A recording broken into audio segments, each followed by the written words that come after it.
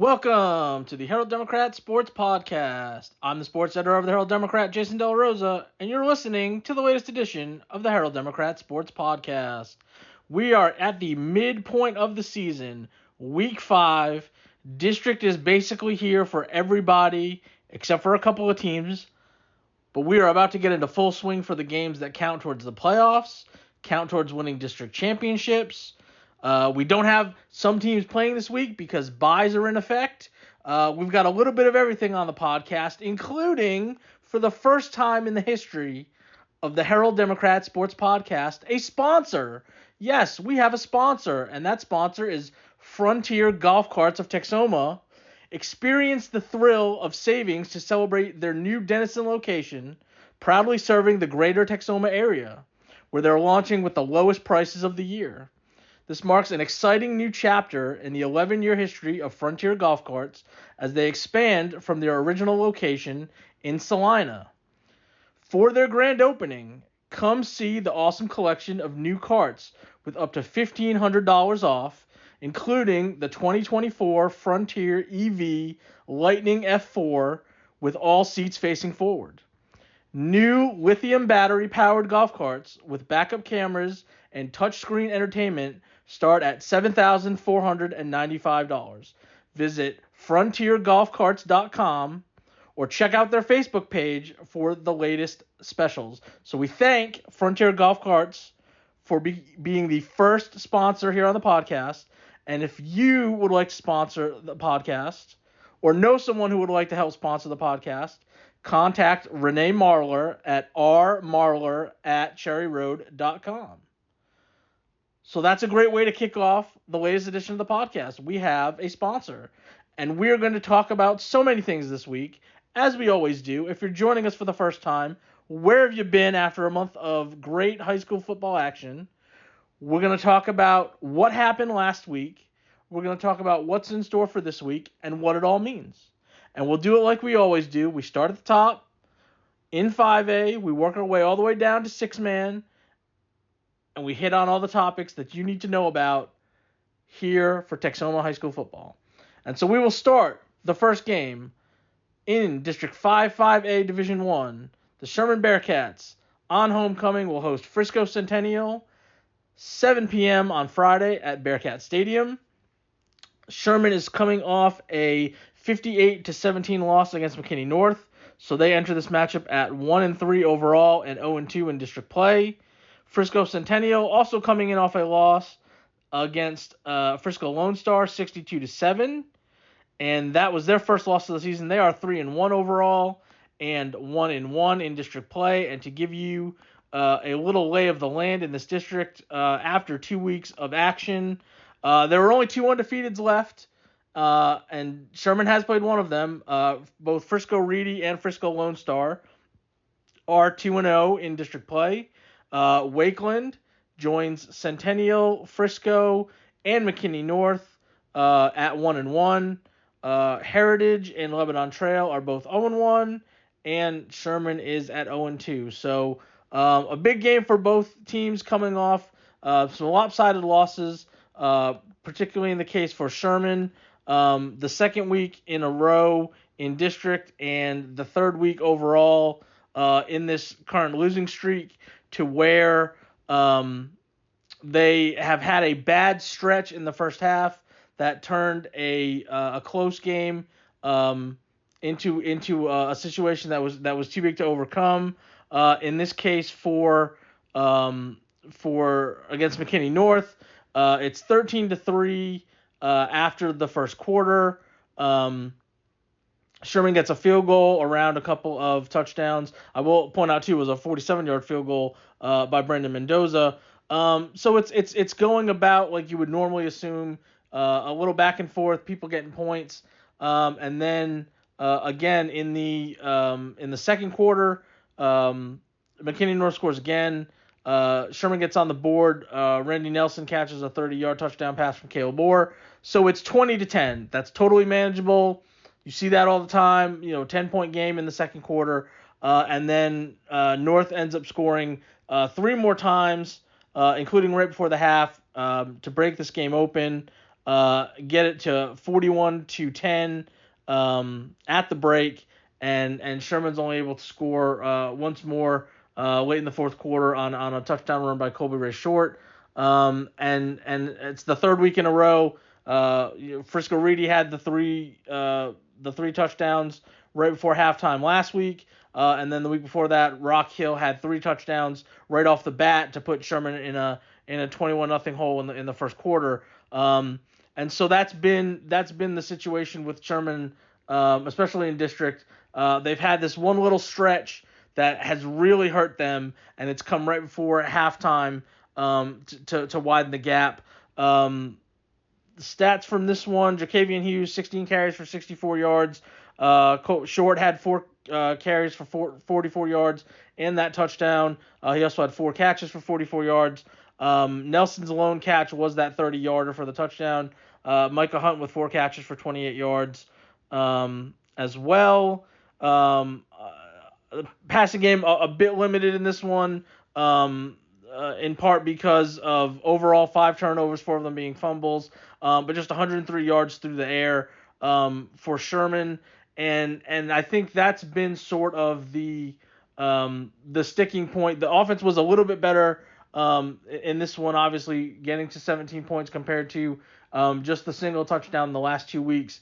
So there's a positive climb there. But obviously the flip side has been the defense in giving up over 40 points the last 3 weeks. So it's a little bit of both that's got Sherman in this hole, and they're gonna need to get out of this funk as soon as Friday, because falling to 0-3 in this district, it's not impossible to overcome. But this is it's a team that is right in front of you, is coming off a bad loss itself. They had a good I don't say a strong start, but obviously a good start to the season. A lot of that was somewhat schedule aided in getting to 3-0. But obviously they're in a situation where Centennial's got to stay in the mix. But if you get to 1-2, pending some of the other outcomes in this district, you've got a chance to go from the bottom to squarely in the mix. Depending on some of the outcomes of the games this week, not that we're going to go game by game for everybody else, but you're looking at a situation where you could be in 5th or 6th place immediately, just off some of what the other outcomes in this district look like they could be. But this is a stretch where you got to get back in the win column. It's been a tough couple weeks. You've got a game at home. You've got all the homecoming stuff surrounding it, so there's that to deal with as well. And I think if you can just find a way to kill that momentum stretch, that's been an issue, especially the last 2 weeks because it's in district play. You'd be in a competitive game going in the second half, and I think obviously that would be tremendous progress. And if you're able to find a way to win, this was a game last year that was a shootout. Sherman had a chance and Centennial was able to come back and win 49-34. The main catalyst for that was the running back, who was a senior and is now up at Kansas. So they have taken a step back offensively because of that, but they're obviously still a very good team with the 3-1 start. So we'll see if Sherman can get back on it, get some of those good feelings going from the season opening win, and this little losing streak, and like I said, force their way back into the mix in this District 5-5A Division I race as they host Centennial at 7:00 on Friday night. Next up, we have the Denison Yellow Jackets, who are still searching for their first win of the season after they lost 45-7 against Frisco Emerson. So Denison is now 0-4, and they are 0-2 in district play. They are heading down to play Prosper Walnut Grove, who is 3-0, and they are 1-0 in district play. Walnut Grove did not play last week. They had the district bye. So obviously that is a wrinkle for this matchup. They are obviously off to a great start. This is for those For those who hear Walnut Grove and go, what is he talking about? Who is that? This is the newest school in Prosper. Last year was their first season. They were not in a district. They just played a bunch of people in an outlaw schedule. One of those was Gunner. They played Salina. They played Carthage. They played the who's who because it was basically people that couldn't find a game. They didn't care. They opened their season last year against a defending champion from Arkansas. Before they played Gunner, that was a game that I covered because it was on a Thursday night. They basically said, we don't care. We're going to play whoever. They went 3-7, and there's a lot of people that would not have gone better than 3-7 playing the schedule that they did. But they got to play. They got experience. They had a lot of young guys. There were not a lot of seniors, obviously. And so they come back this year. They're off to a great start. They've already matched their win total from last year. And they opened district play 2 weeks ago with the 29-28 victory against Emerson. So if you want to play a comparison game, they went down and scored late in the game. They could have kicked the extra point and gone to overtime. They decided to go for 2. They got the 2-point conversion and they won the game 29-28. So if you want to say they're on par with Emerson, we can play that transitive property game. They've put up a lot of points. They've done everything you could ask of for a second year program to continue building off of what was their first year and the baseline there. Dennis is looking to bounce back again, scoring just a touchdown, 30-yard pass from Ty Rhodes to Thomas Rendon. And overall, Denison only had 196 yards of offense, had a couple turnovers. Stats for them, Brandon Douglas had 2 catches for 50 yards. Blake Benson had 3 catches for 39 yards. On the ground, tough sledding against a very athletic Emerson squad. 25 carries for 53 yards. Jalen Butler with 7 carries for 20 yards led the way. Ty Rhodes had 13 carries for 17 yards. That's with some sacks mixed in there. He was 9 of 19 passing for 138 yards with the touchdown and an interception. And Denison's problems have been second half problems. When you look at the last couple losses, they've gone into halftime. It's been relatively close. In this one, it was 17-0, which again is not great, but it's not like you're going in down 35-0 and everybody kind of assumes the game is over. They made a goal line stand to force a field goal right before halftime. So instead of being down 21-0, they're only down 17-0. You think, hey, you got some positive momentum. You got something, you feel good going into the locker room. And Emerson came out, held the ball for almost 6 minutes, scored, then scored twice more in the third to obviously widen the gap to 38-0. And so that's been Denison's thing is second halves and particularly third quarters have been their issue.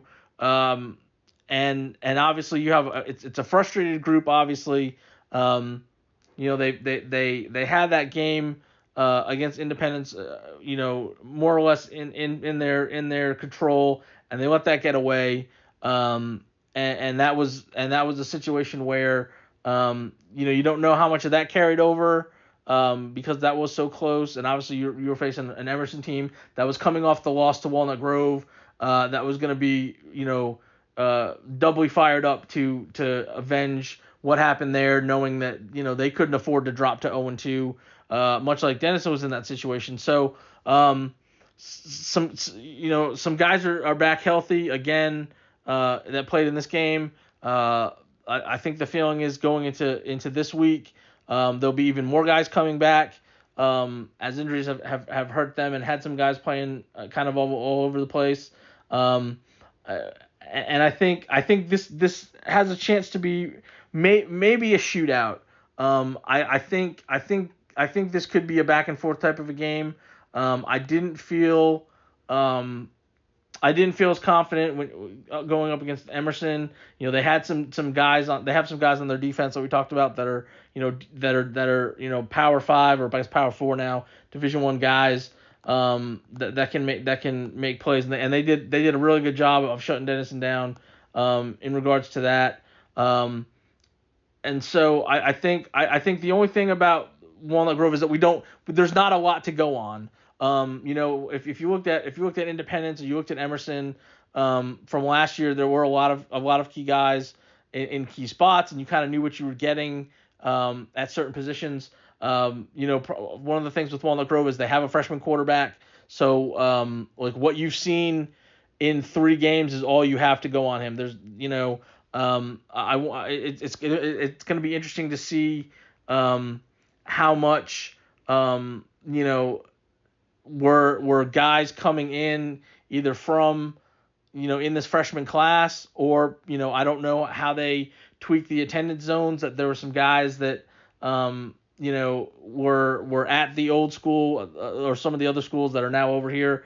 They looked like an athletic group last year. They hung around with Gunner for a little bit before Gunner ended up winning 64-24. And it probably could have been worse than that, but obviously that was a totally first year program in their second game, so you really didn't have a whole lot to go on. So I don't know if that's going to play a factor or not, but I think it's going to be interesting. And obviously I know if Denison can get that first win whenever it is, I think it has a chance to maybe springboard them, to get the monkey off the back and say, okay, we finally won one. Now we can go win another, or now we can win the next one. And this stretch coming up is going to be crucial if they want to be in the mix. Coach Whitten said it that Emerson, was the start of that. You lost that one. You've got to find a way to bounce back over the next couple of weeks. That you have a bye mixed in potentially to reshape some things depending on where you're at that point. So it'll be interesting with Denison going down to play Prosper Walnut Grove 7 o'clock on Friday in District 4 5A Division 2 action. The next team we're going to talk about does not play this week. They are the Van Alstyne Panthers. Their district starts play on Friday, and they drew to the first bye, which I guess it's good because it's kind of at the halfway point of the season. So you get to regroup, I guess a little bit. This is District 5, 4A Division 2. And just for reference, since we're talking about them getting ready for district, and everybody will have played a game by this point next week. So the only undefeated team in this district right now is Crum at 4-0. Cattle Mills and Farmersville are both 3-1. Van Alstyne, Bonham, and Sanger are at 1-3, and Gainesville is 0-4. So you've got Van Alstyne taking on 6 opponents for one of the 4 spots. We said when this district when realignment happened, this district got a little bit bigger in adding a couple people while also losing Aubrey, who was the defending district champion. So somebody new is going to win out of this group that's mostly some holdovers. And so everybody gets to kick off this week except for Van Alstyne, coming off its loss. And unfortunately, it was a carbon copy of what they've done the last couple of weeks. And this was against Aubrey as a non-district game since they've had some good battles the last couple of years. This was again another high-scoring game that Van Alstyne came out on the wrong side of. 62-34 game where again Van Alstyne puts up really good numbers offensively. They're able to go up and down the field, do what we have seen them basically do, from the first game. But unfortunately for the third straight game, they struggled to hold down an opponent on offense, and that's one of those things where you would hope that you wouldn't get to the third straight game in a row, that you would have some answers. Now, to be fair, Aubrey's is a very good program, and Paris, I guess, has been a very good program. These are teams that have made the playoffs, and had some good runs, and Alvarado to a certain extent as well. Because we talked about with them, they had made the playoffs and made at least the second round a couple times, also. So unfortunately, it's been a struggle defensively. This was a game that was 49-20 at halftime, and Van Alsten was able to get some things going late, but obviously when you're behind, it was only, you hate to say again, it was 21-13 in the first quarter, a lot of up and down, a lot of back and forth, but again, a big second quarter by Aubrey helps break this game open. And it's got to be frustrating for the offensive side of the ball, because they go and put up 469 yards of offense, 328 of that on the ground, and 140, and then that really shows how dominating you can be, because they had four guys, and it was split pretty evenly. It wasn't just one guy had a big game, when you look at it, and you're averaging almost 10 yards a carry. But Caden Benedict had 8 carries for 89 yards and 2 touchdowns. Tim Moore had 11 carries for 69 yards and a touchdown.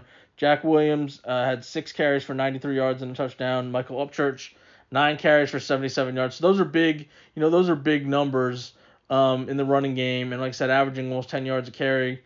Brady Carson, 12 of 21 passing, 141 yards with a touchdown and an interception.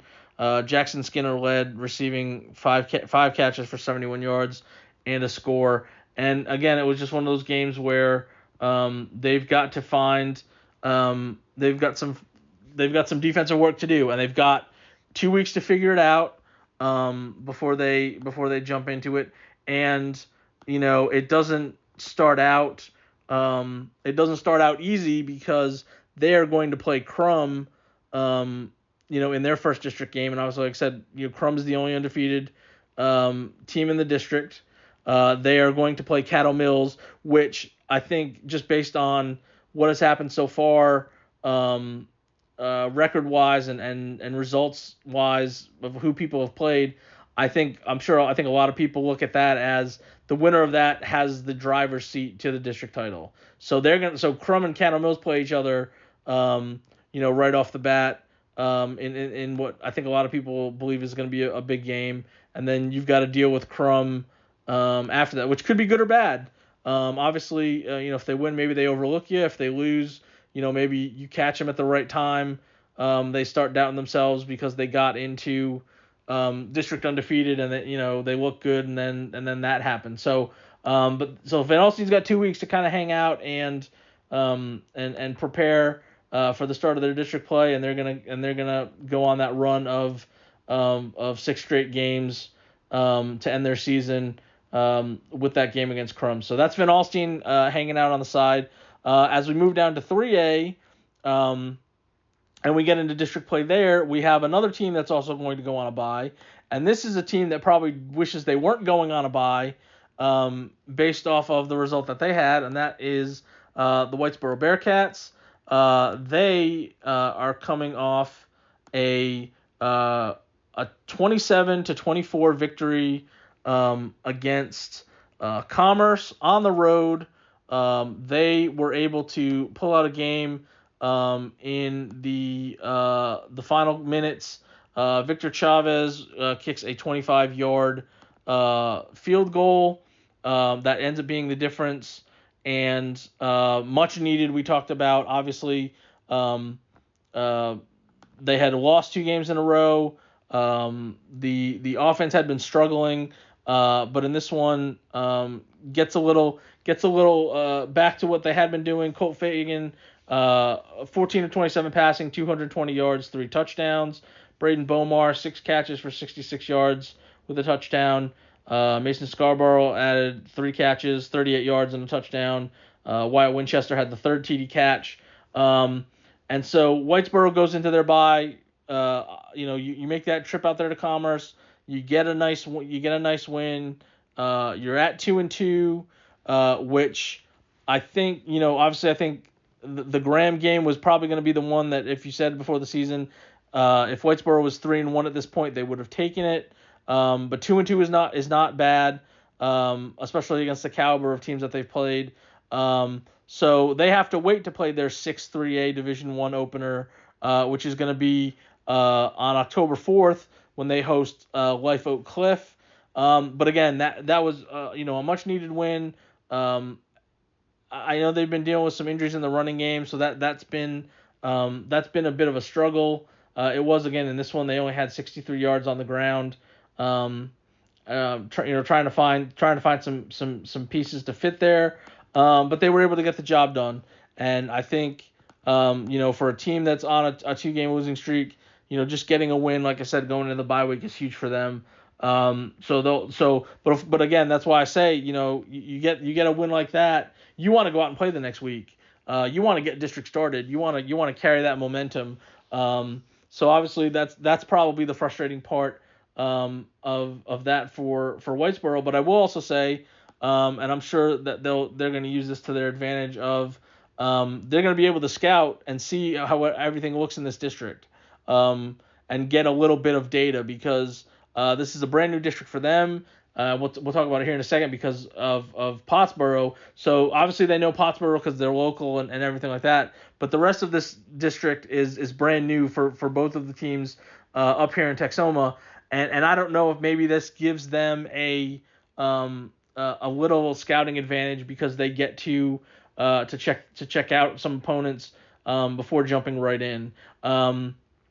And they'll get a chance to watch Life Oak Cliff in scouting for them, because they're going to be playing Pottsboro. So we'll jump right into Pottsboro as they get ready for that District 3A Division I opener. They're going on the road Friday night at 7:30.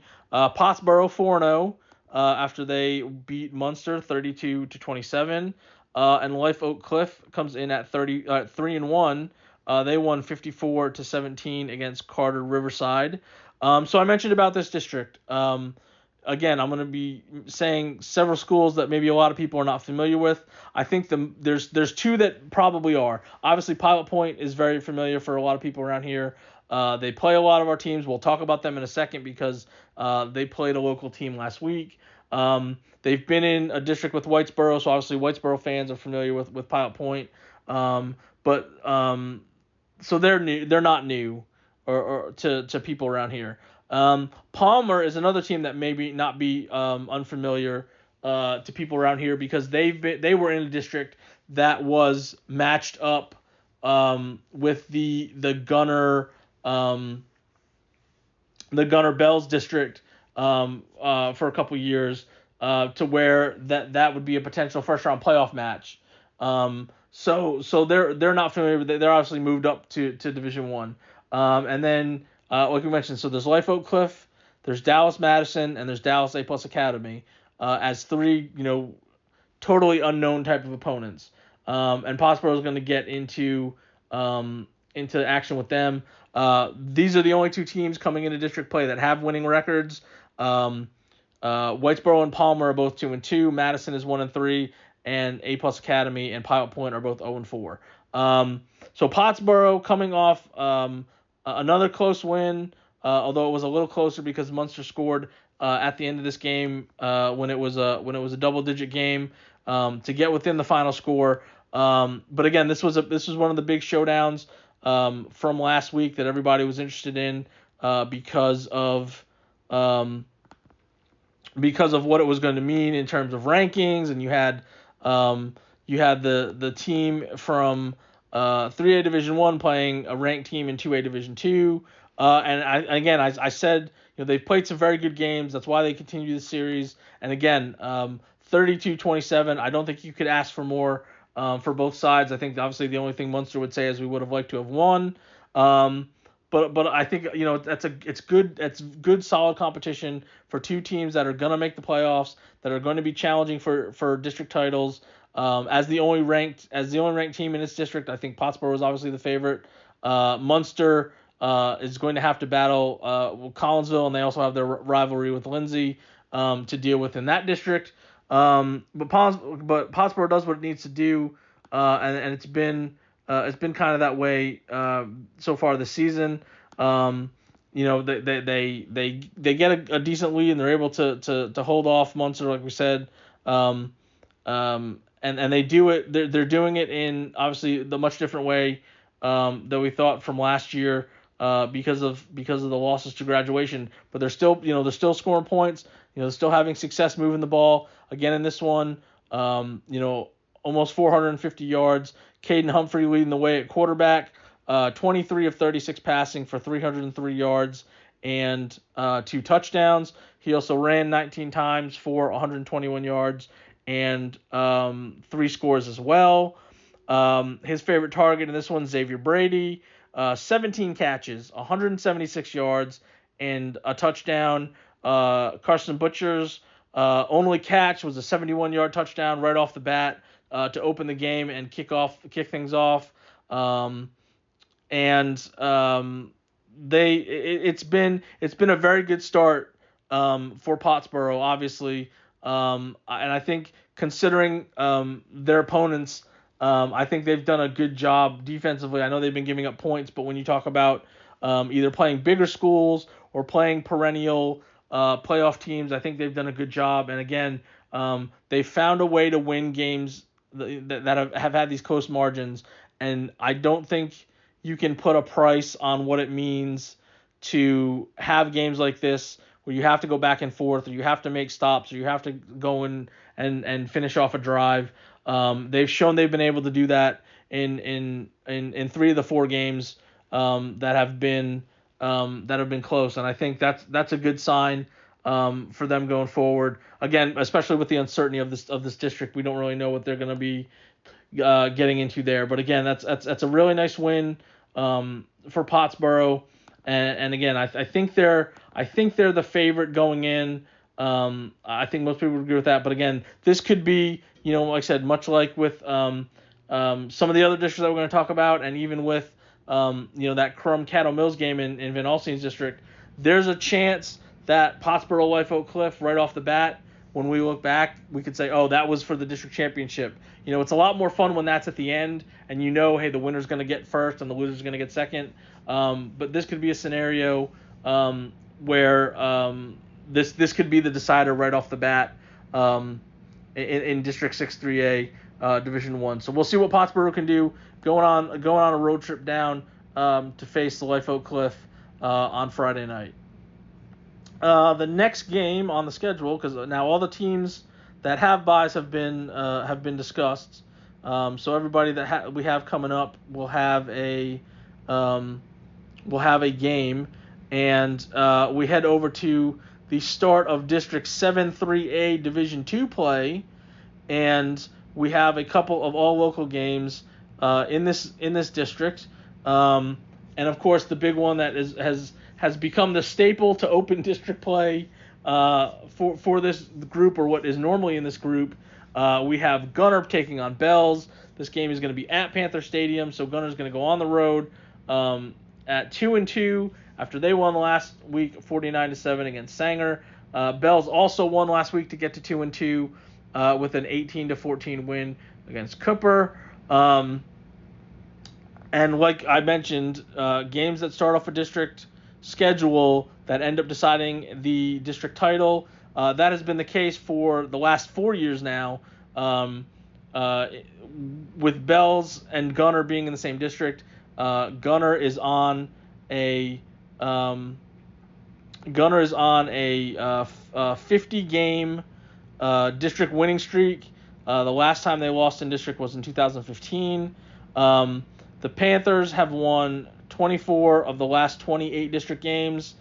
All 4 of the losses are to Gunner. So Bells has been head and shoulders above everybody else in the district. The only team they can't beat since they've moved over and been. This is now the 5th year that they're going to be together in this district. The previous 4 years, Gunner has beaten them, and this is the 3rd straight year that it's been the first game. And so you have two teams that obviously very familiar with each other. We talked about Gunner needing to get back in the win column. We didn't know what it was going to look like. We felt good about their chances against Sanger just because after taking on Ann and Salina, were they going to be too beat up, both physically and mentally? Were they going to be like, hey, this is not, we're not used to this. None of these kids had ever lost. Some of these kids had not lost 2 games in a season. When you're talking about, back-to-back undefeated, back-to-back undefeated championships. These kids hadn't lost 2 games coming into this year, probably in their whole career. And so that's where you wonder, well, what is it going to look like? We talked about Sanger had a huge game offensively, scoring 58 points in their last game. So they've obviously going to be feeling pretty good. They got a close win to make that happen. And you hate to say Gunner does what Gunner does against most people, and they get back on track with this 49-7 win, which was only 7-0 after the first quarter. They pumped that up to 29-0 at halftime, and they continue to pull away.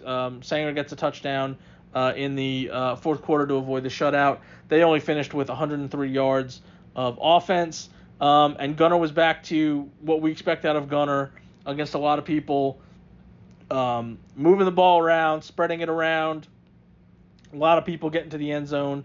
Preston Tarpley, 18 of 18 passing, 169 yards, 3 touchdowns. Dylan Tokar's 4 catches, 74 yards, and 2 touchdowns. Boston Standard also had a touchdown catch. Rushing-wise, Jay Campiti, 6 carries, 114 yards, 2 touchdowns. Hayden Farrell, 7 carries for 61 yards and a touchdown. Brock Body also scored on the ground.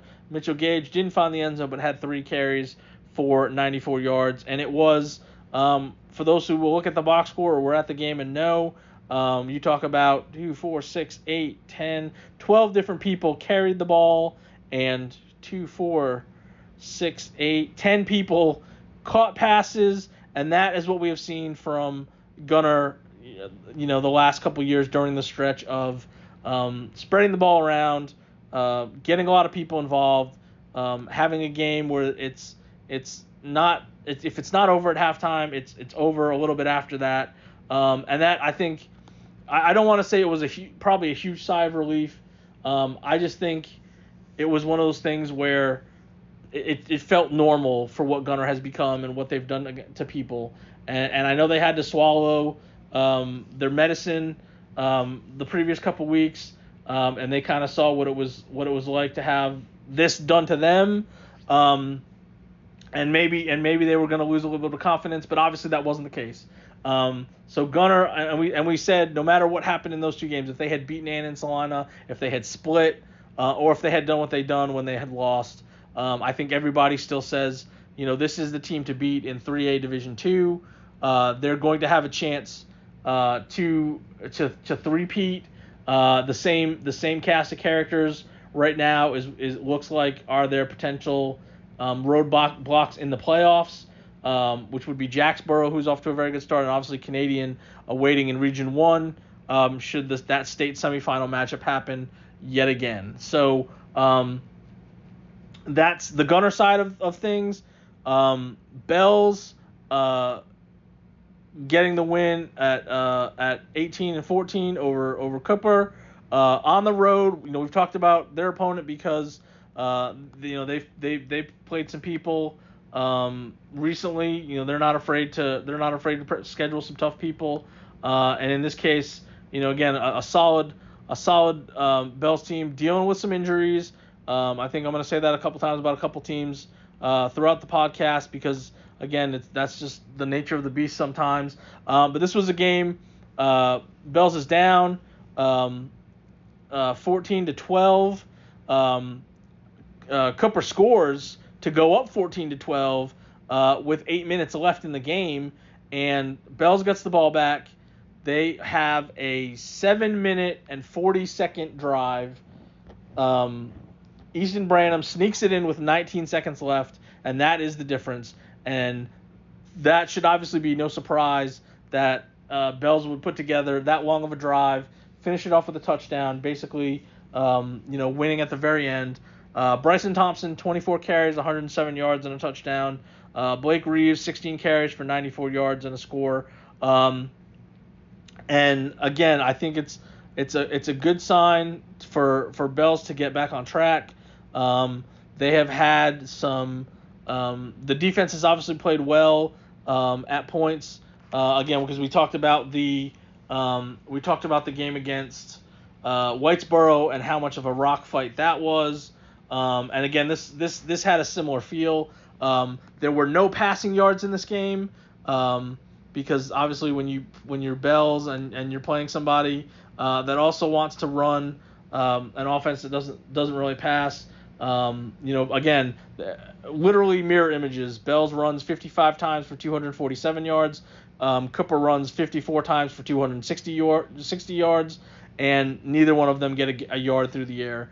And it comes literally down to the last 20 seconds for two teams that, again, we are probably looking at making the playoffs.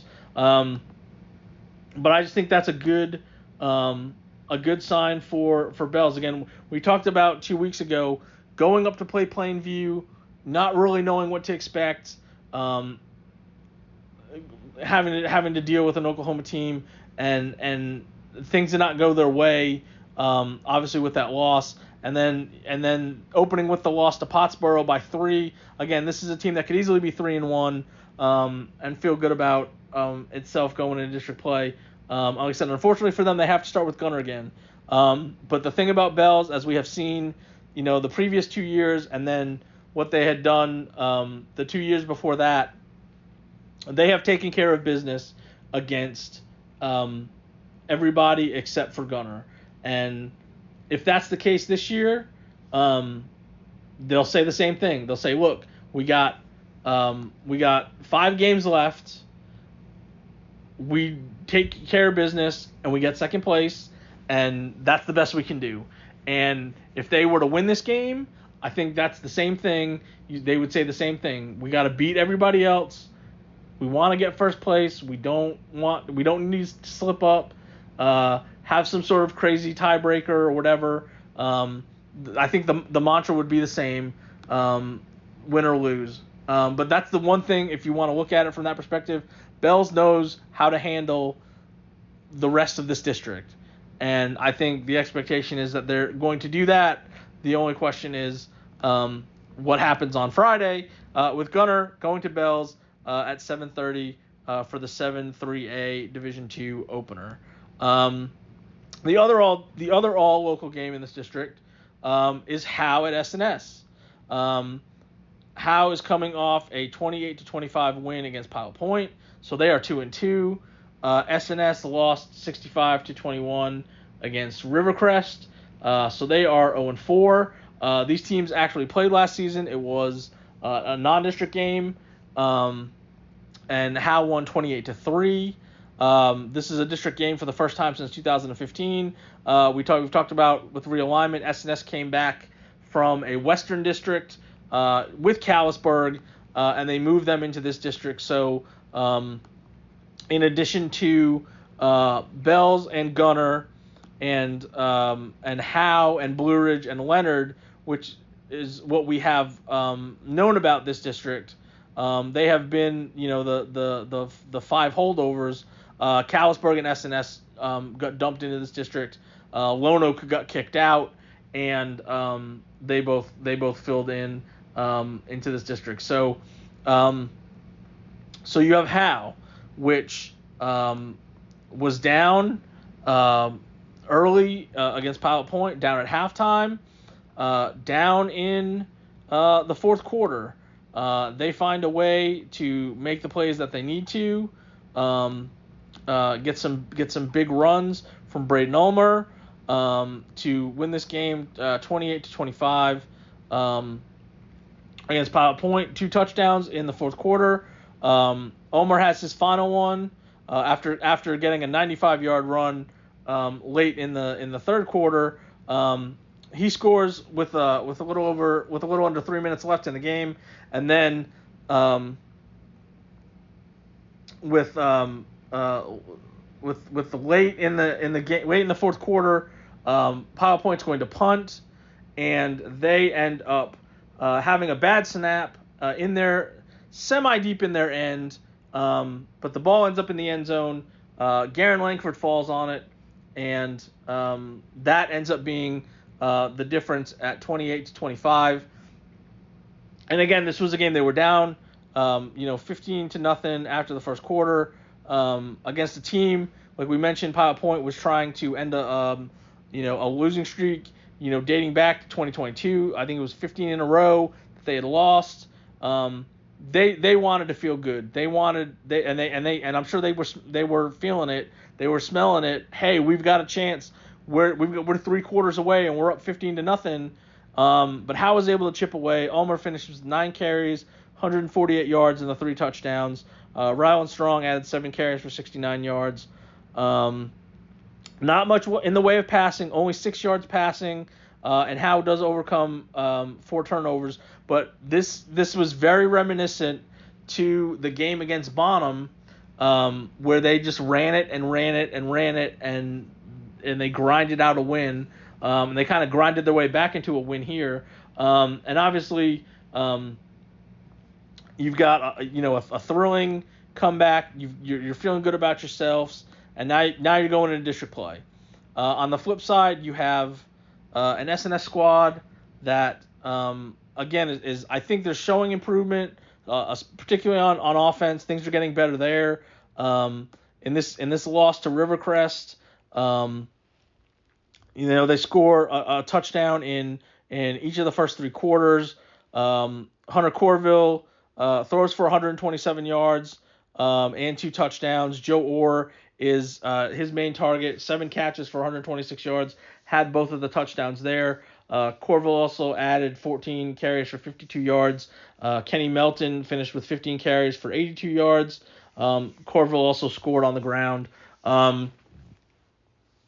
The defense obviously is where you'd like to see a much better effort.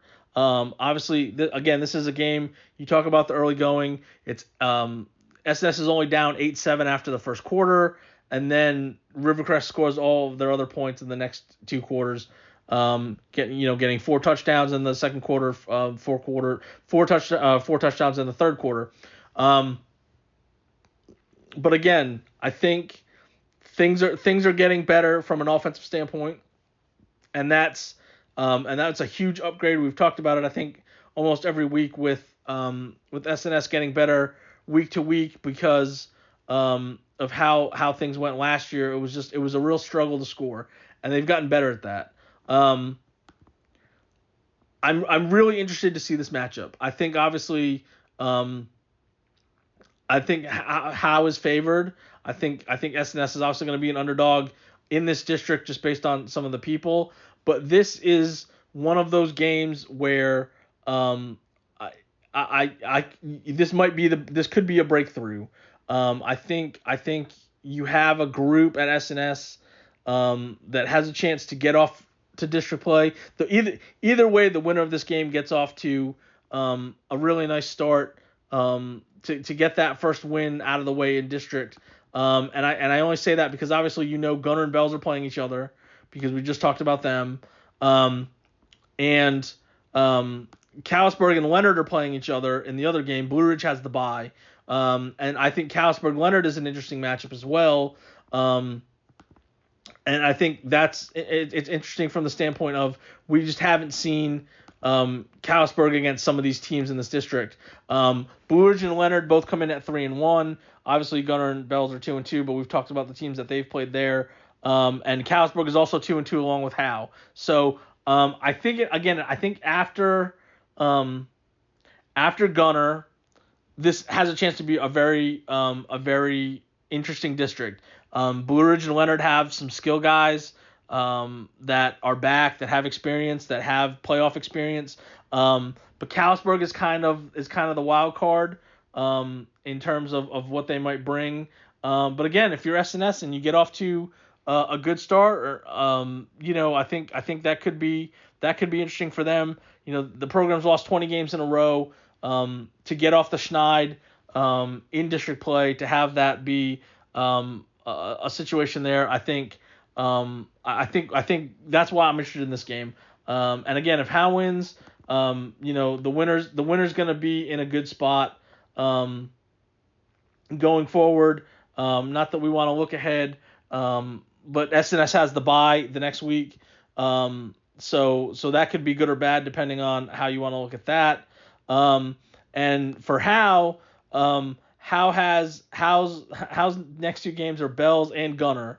So if you can bank a win and then have to go into those two games, coming out on the other side, those are the games that are going to probably be the ones that decide if you get to the playoffs or not. So it's a big early game for both of these teams.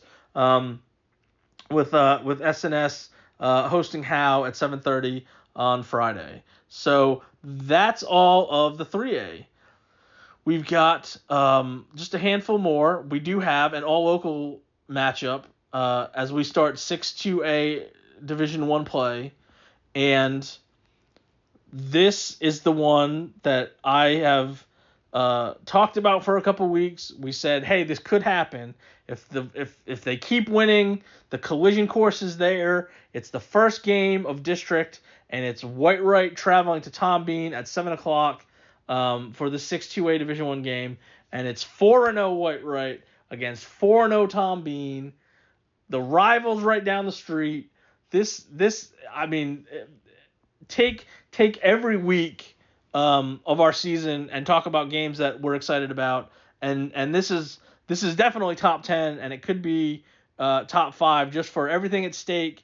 You have these two teams that have been struggling recently. They're having their best seasons in forever. They have a chance to continue that. And I think this is awesome that it's the district opener. So just to continue that background story, so Whitewright wins 56-14 against Valley View. They are 4-0 for the first time since 2010. And anything they do from here on, that's the best season since, because that Whitewright team in 2010 went 10-0. So everything will date back to that. Tom Bean won 34-27 against Prairieland to get to 4-0 on their side, and they are 4-0 for the first time since 2008. And so again, you have Whitewright only won 2 games last year, so they've already doubled their win total. Tom Bean was unable to go to the playoffs last year because of the UIL punishment. So they would have gone if they would have been eligible. So you have two teams that are assuming that they're going to be in the mix. Obviously, Tom Bean, knowing that they were good enough last year, and a lot of those guys are back, so they should be able to be in the top 4 again. And of course, Whitewright finishing last in the district standings a year ago. But again, they've beaten up on teams. They haven't had their closest game was I guess 42-8. They've scored in the 50s the other 3 games. So this is a team whose confidence is sky high, and I think this has a chance to be such an interesting game because you have an offense in Whitewright that's been really good. You have this is obviously the best team that Whitewright's going to face.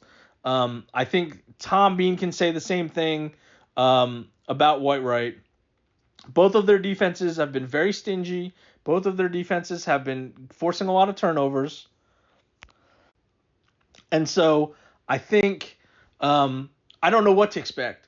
I don't know if we're going to have a shootout because you have a lot of skill guys on both sides. I don't know if we're going to have a defensive struggle because both of these defenses have been really good. So maybe this turns out to be 21-14 or something like that. Last year this was a 27-8 game. And so I could totally see something along those lines, 24 to 10 or 24 to 14, something like that. But if you told me this game ended up being, in both teams in the 40s, I could totally see that too. Just because of the weapons that both sides have. And they've been on display, from day one, for both of them. We talk about Whitewright again, jumping all over Valley View, going up 21-0 after the first quarter, and then cruising from there. And they did a lot of it on the ground in this one. If you look at the numbers there, Gage Walker, 8 carries for 124 yards and 2 touchdowns. Easton Helgren, 4 carries for 48 yards and 2 touchdowns. He also had 6 catches for 37 yards, returned an interception for a touchdown. Ian Travis, 6 carries for 86 yards and a touchdown. And it's not like the passing game was bad. Colt Yancey, 12 of 17 passing for 159 yards. He also ran for a touchdown. But they didn't really need to do a whole lot in the air. Alex Reeves did have 3 catches for 81 yards. But the defense was a huge factor. So in addition to Helgren's interception for a touchdown, William Andrews also brought back a pick for a TD. Noah Savage had 2 interceptions, as Whitewright finished with 5 in the game. And so like I said, so they're rolling along. And then you look at what Tom Bean has continued to do. They've been doing a lot of their stuff through the air. Donnie Hooten, 16 of 21 passing for 211 yards and 2 touchdowns. Garrett Kelly had 3 catches for 55 yards and 2 touchdowns. Bobby Rogers ran for a pair of touchdowns. Dallas Peavy also scored on the ground. McGuire Poole, 64 yards on 3 catches. And they've had some struggles running the ball, but it's obvious that they've used that portion of the attack when they get closer to the end zone, because they have those touchdowns, but they don't have a lot of yardage in the running game. But what they have been able to do is that they've been able to spread the ball around in the passing game, and it's been like that from day one. If you want to try to take somebody away, if you think that's their number one receiver, or something like that, that hasn't been the case for Tom Bean. In this game, like I said, I mentioned some of the guys that had the main stats, but you have 7 guys. I said 8 guys. 1, 2, 3, 4, 5, 6, 7 guys that caught passes. 7 and 6 of them had multiple catches, and nobody had more than 3. So they've done a really good job of keeping teams off balance to where, we're going to take away this guy. In this one, Garrett Kelly had both of the touchdowns. The next game it could be Brody Pearson, it could be McGuire Poole, it could be Hagan Darney, who statistically is their leading receiver, and didn't do a whole lot in this one because I'm sure they thought, Pearland felt they had to take him away, but it opens things up for other people. So, and again, a really good job in the second half. By Tom Bean, they held Prairie Land to just 6 points after halftime to be able to win this game. And I think this is just such a fun monster game. It's rivals. There's a lot at stake because, again, this is happening right off the bat, so you have no idea what this could mean 5 or 6 weeks from now. Whoever wins obviously is in the driver's seat for a spot atop the standings. Again, this is a district that is mostly the same from the 6-2A that people who have teams in this district have been used to. Obviously, Tom Bean and Whitewright are both 4-0. Trenton is 3-1. Wolf City is 2-1. They are the new addition. And then Tioga is 2-2. Nakona is 1-3, and Albert is 0-4. So it's essentially the same district as it was, except we added Wolf City. because of the odd number of teams, Wolf City's actually playing a non-district game this week on their bye. They had a double bye. They had a bye earlier in the year, so they were able to pick up a game this week against Timpson. And so it's a huge opening game, and I don't know. I mean, I would like to think that both of these teams are going to make the playoffs. Some of the regulars, like I said, are at the bottom right now, and it's hard to see their path to get into this mix just based off of that.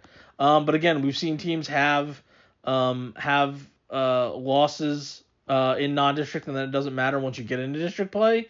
Alfred and Nakona play each other, so obviously somebody there is going to get a win right off the bat because they're playing each other.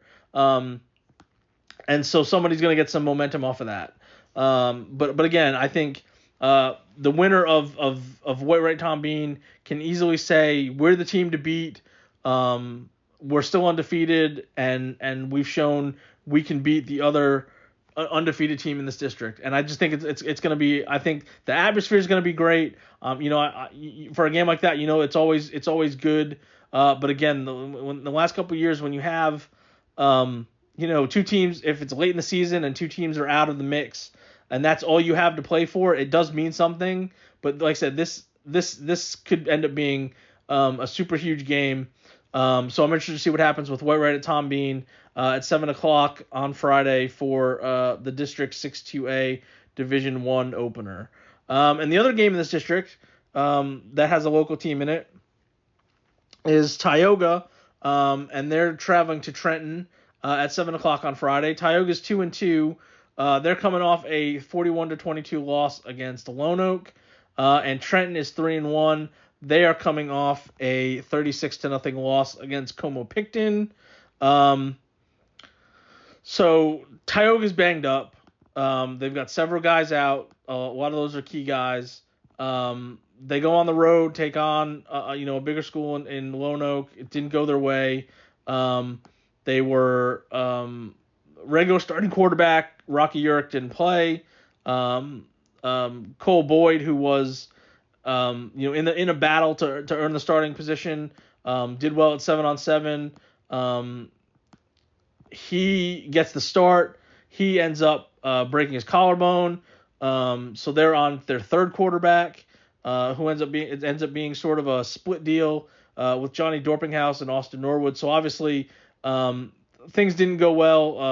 Lone Oak was up pretty decently at halftime, but obviously when your top two quarterbacks are out, and you're using two of your top receivers having to play at quarterback, that's obviously going to be a challenge. And I think at that point you're just kind of like, let's get this game over without anybody else getting hurt, because the games that really matter start up this week. So I don't know if I put a lot of stock in a loss per se.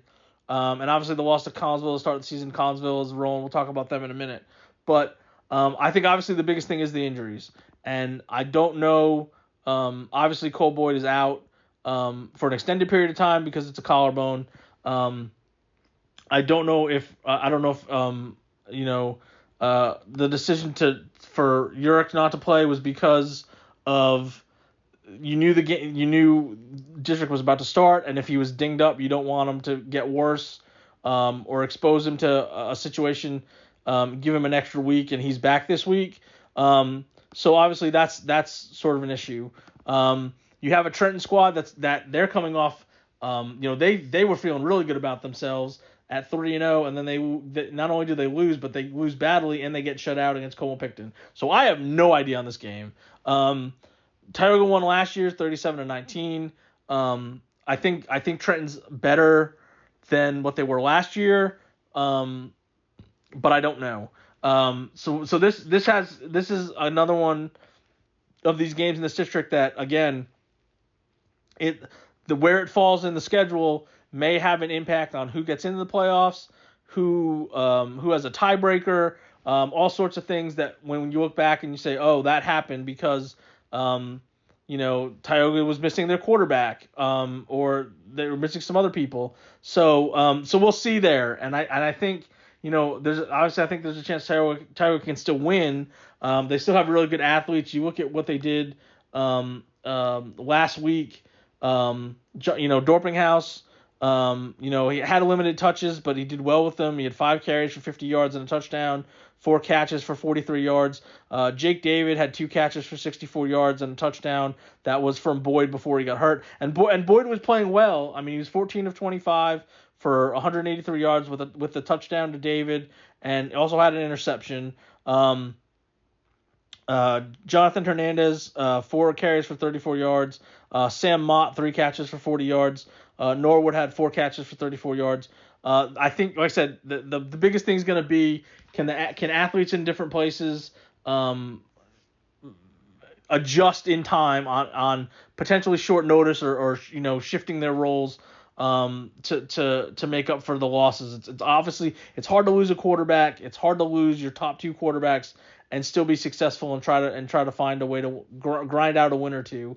And so hopefully that'll be the case with Tioga going to Trenton. But again, that could be a result that, like I said, we may look back in 5 weeks and go, oh, that flipped something, or potentially Tioga's able to find a way to win and bounce back in that 6-2A game, 7:00 at Trenton on Friday night. So we have 2 games left.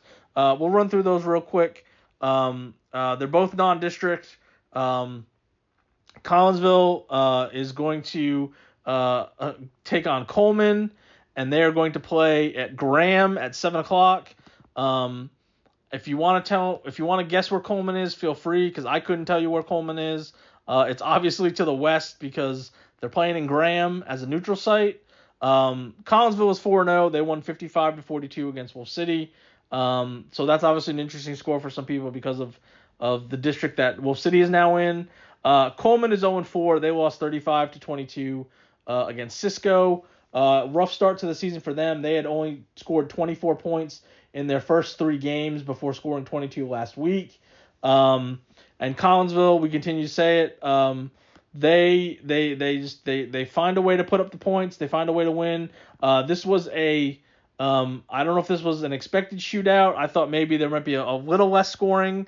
But still, Collinsville jumps up to a 35-14 halftime lead, and you're thinking, okay, here they go again. They've done a really good job defensively, holding people down. But Wolf City had a really good running back in H.D. Davis, who went nuts in the second half, particularly in the fourth quarter. He finished the game with 23 carries for 238 yards, and had 5 touchdowns. I'm sorry, I take that back. I transposed that. That's 328 yards. Excuse me. He had 23 carries for 328 yards, and his fourth quarter touchdowns were 69 yards, 61 yards, and 60 yards. So he had 190 yards on 3 carries. So obviously he broke loose. Made this a game in the second half. Wolf City never got closer than 13 points at a couple times. But Collinsville needed that good start to hold on. They got a big performance from their running back too in Garrett Trevino. 19 carries for 219 yards, and he scored 3 times on the ground as well. Brandon Cantu, 18 carries for 91 yards and a touchdown. Chase Shepard only had 3 carries, but 2 of them were touchdowns. J.J. Jenkins, 17 of 24 passing for 237 yards and 2 touchdowns. Both of those went to Jackson Spivey, who had 6 catches for 59 yards. Chad Davidson, 2 catches for 66 yards. Paxton Davidson, 3 catches for 57 yards. And again, for all the people who thought that Collinsville was going to take this big drop off with all the guys that they lost, especially on offense, they've continued to put up points every week. This week, no exception. Again, I don't know a whole lot about Coleman. They're sitting at 0-4. I don't think they're going to be real happy about what's going to happen. But again, Collinsville's getting ready for for district play. Everybody in the district is off next week. This is the last week of non-district play for everybody in the district, and then everybody takes the bye at the same time next Friday, and then they jump into district play. And we don't want to look ahead. You look at rankings and you look at where people are. And Collinsville is ranked. They moved up to number 7 this week in the 2A Division I rankings. Munster is number 3 in those rankings, and they meet the second to last week of the regular season. So that's got a chance to be a showdown. Munster obviously has some losses. We've talked about them, obviously losing to Pottsboro this last week. They lost to Windthorst the week before. So they're going to go into that matchup at probably, what would that be, 6-2, because that'll be the second to last game. And there's a chance that Collinsville goes into that at 8-0. But again, you don't want to count chickens before they hatch. But obviously, Collinsville's looking really good. Just continuing what they've done the last two years for sure. And they've got I think part of this is they couldn't find somebody that wanted to play them. And after watching them the last 2 years, I can understand that. So it kind of stinks they have to go all the way out to Graham to play somebody at a neutral site, but they're going to go out to Graham 7 o'clock and play Coleman as they look to close out non-district play. And then the last team we'll talk about, Texoma Christian was supposed to play last week. I talked about how great it was going to be. They're finally starting the season, and they ended up not playing. I don't know the particulars about that. They were supposed to play Carrollton Prince of Peace. Prince of Peace had another game scheduled, so I don't know. I don't know what the change led to. Don't know. What I do know is they are scheduled to play this week against Rockwell Providence at home on Friday night, and they're taking on a team that is off to a 1-3 start, though their one win came last week, 52-7 against Grace Christian. And again, Texoma Christian playing for the first time. What are we going to see? Couldn't tell you. I can tell you these teams played last year, and TCS won 34-32, so potentially an even matchup. Also, fun fact about this game, this was supposed to be a district game, and Rockwell Providence pulled out of TAPS, but they're still playing a 6-man schedule, and they're still playing a couple of the teams they were supposed to be in that district with because they needed games to have on their schedule. So that's kind of weird, but that's TAPS sometimes for you. And before the win this last week, they had started the season by losing 46-0 twice, and then they were able to score some points in their third loss before winning this last week 52-7. So I'm just glad Texoma Christian is going to get on the field. So now they're only going to play 5 games. 3 of those will be in district, and hopefully they'll be able to we'll see. We'll be able to talk about them from an actual field and game situation in next week's podcast. So that'll be Texoma Christian hosting Rockwell Providence in that non-district 6-man game on Friday night. So that is it for our schedule of games for week 5. I know it's crazy. We're already in week 5. And though it is week 5, we do have a sponsor. Again, that's Frontier Golf Carts of Texoma. Experience the thrill of savings to celebrate their new Denison location, proudly serving the greater Texoma area, where they're launching with the lowest prices of the year. This marks an exciting new chapter in the 11-year history of Frontier Golf Carts as they expand from their original location in Salina. For their grand opening, come see the awesome collection of new carts with up to $1,500 off, including the 2024 Frontier EV Lightning F4 with all seats facing forward. New lithium battery-powered golf carts with backup cameras and touchscreen entertainment start $7,495. Visit frontiergolfcarts.com or check out their Facebook page for the latest specials. And if you want to help sponsor the podcast along with Frontier Golf Carts, contact Renee Marler at rmarler@cherryroad.com. This has been the latest edition of the podcast. Try to stay dry. They're talking rain on Friday, maybe. Cooler weather. It's actually feeling like football.